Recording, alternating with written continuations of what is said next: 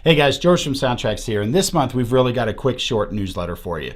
First up, we're going to talk about our tech tip, and this is using alternate air horns and alternate whistles on your Tsunami2 decoders to help get the most out of your models.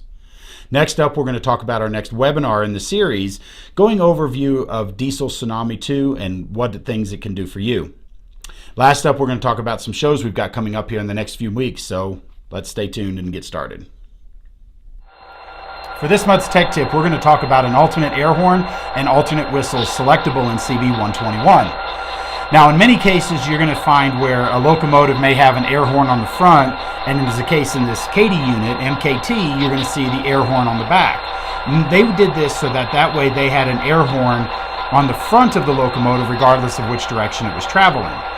Well, with the alternate air horn selectable in CB121, we can go to our CB list, our sound selection list available on our website at SoundTraxx.com under the Manuals tab, and go through there and select an alternate air horn and set that value into CB121. Now, when you press the F3, it becomes a toggle between the two different types of air horns.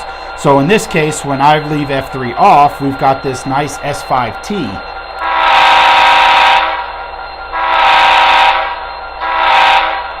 And when I press the F3 key, now that's going to toggle my locomotive to use the alternate air horn. In this case, I've got it set up for this A200 on the back.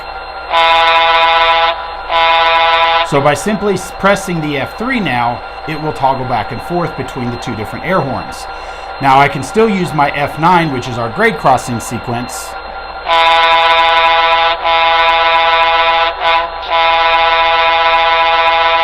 So that way, regardless of which direction my locomotive is traveling, I'll always have that air horn on the front.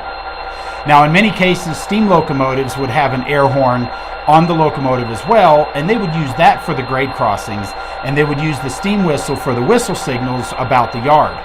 So by setting CB121, you can toggle back and forth between the primary air horn or the whistle and the alternate air horn.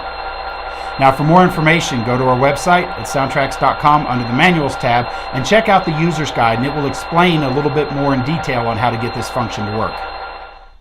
Now, as many of you know, we did our first webinar last month, towards the end of the month. Now, we've got our second installment in our series of webinars coming up October 26th at 11 a.m. Mountain Time. And this is going to cover an overview of the Tsunami2 as well as Diesel Tsunami2 and kind of some of the things that we've improved over the original Tsunami. So be sure to click the link below and register for the webinar so that you'll get notification and you can sign in and watch. Now, our upcoming shows. This week we're actually in the Chicagoland area for the Chicagoland RPM meet in Lisle, Illinois. So be sure to come by and say hi.